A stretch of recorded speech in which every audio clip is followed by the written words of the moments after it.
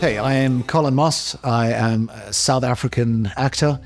Been in the industry since I was a kid, really, I guess. If you count like independent theater when I was 9 years old.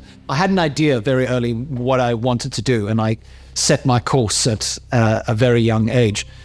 Which is not to say that you can't set your course, later in life either. You can become successful as an actor at any point in your life. That's the beautiful thing about this industry. Some people only become known in their 40s or 50s, and some become known as child stars and then get forgotten, or become established actors for the rest of their lives. I started in theater at 9. Then I went to college to study acting. Once again, you don't have to do that.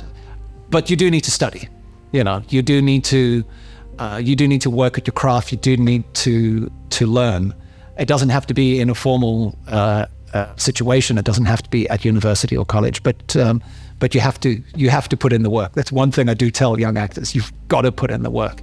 You've got to know the difference between Stanislavski and Meisner and Otto Hagen and all of the other drama theorists. You've got to know their theories, if only to throw them out the window, but you've got to know the rules before you break them.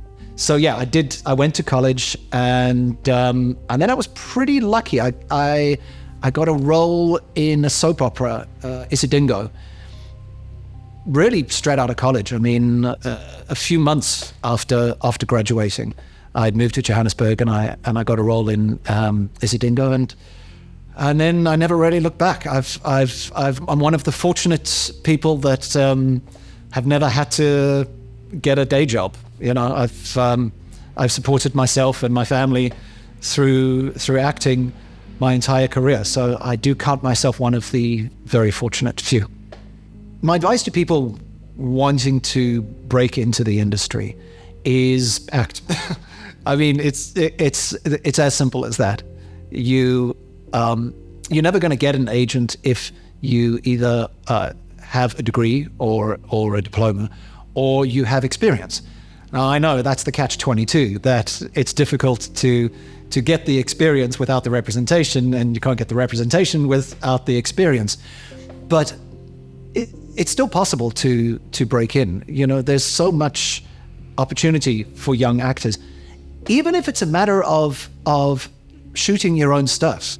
I know a lot of go-getter actors out there that have written short films. There's no excuse now, really.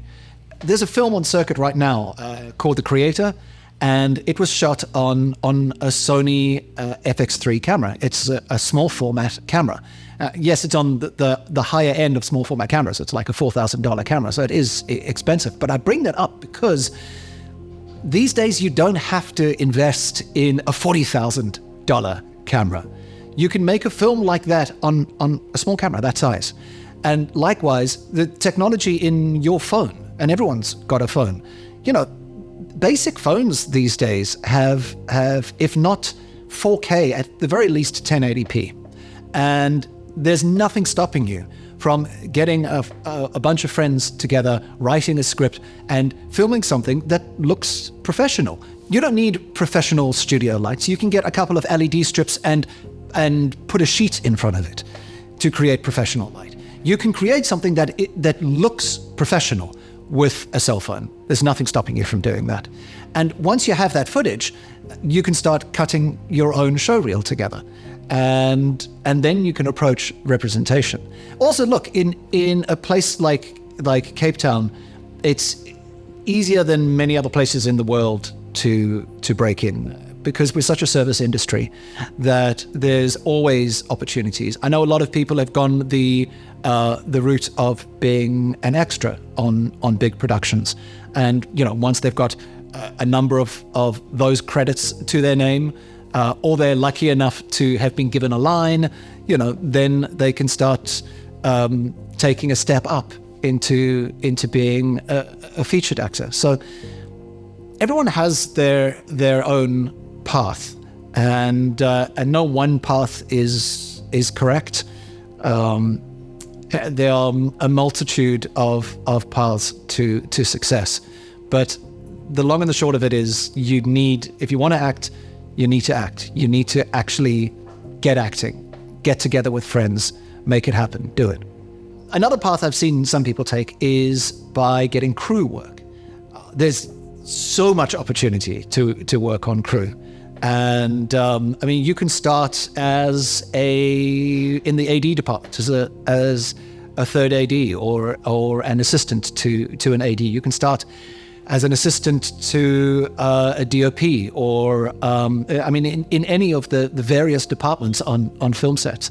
And not only will that give you life experience, which is great as an actor, any kind of life experience is great as an actor.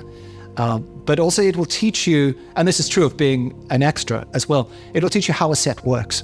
And I think that's a big part of the game. And a big part of I think, what keeps actors getting hired a lot of the time is when you're easy to work with as an actor. Now, that doesn't only mean being nice to be around.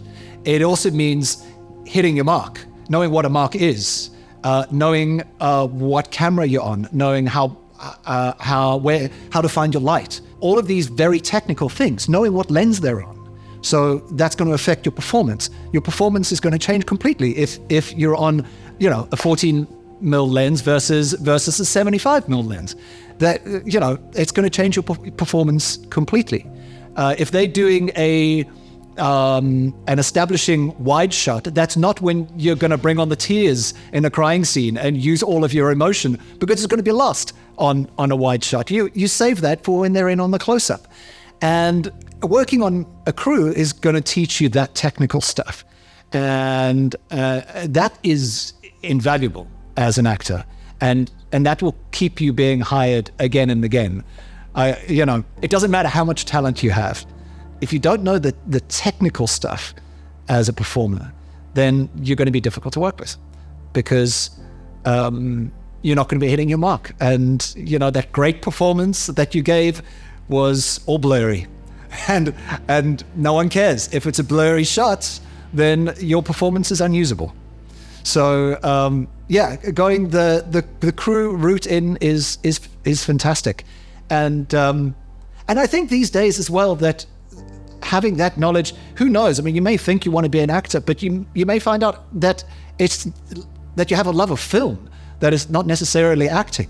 You may find that the art of director of photography is a better fit for you,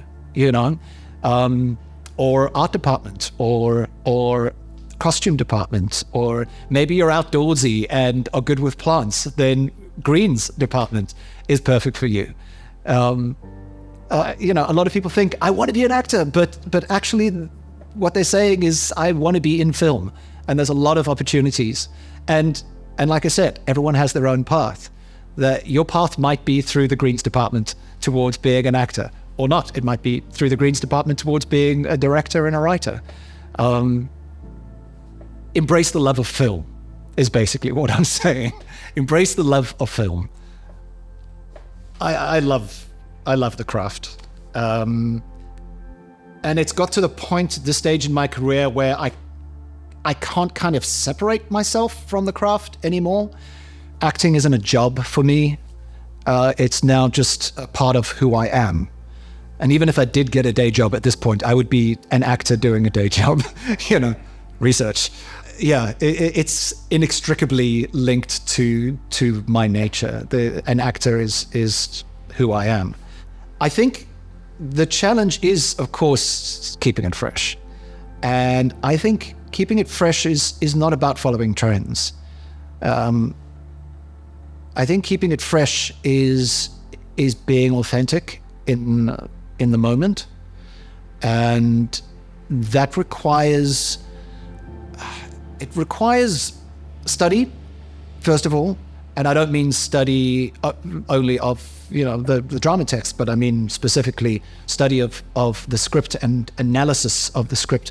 A big part of my process is reading and rereading script, breaking it down, analyzing not only my character but everyone else's characters, analyzing the role that my character serves, the script, the arc of the story, the arc of each scene.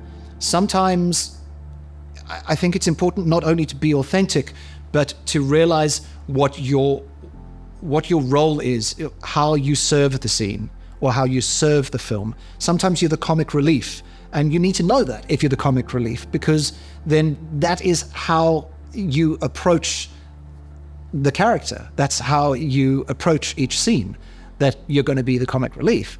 So once you understand what your role is, what your motivation is, your relationship with everyone else, and then also how you serve the scene and the film, then I think it's about being authentic in the moment.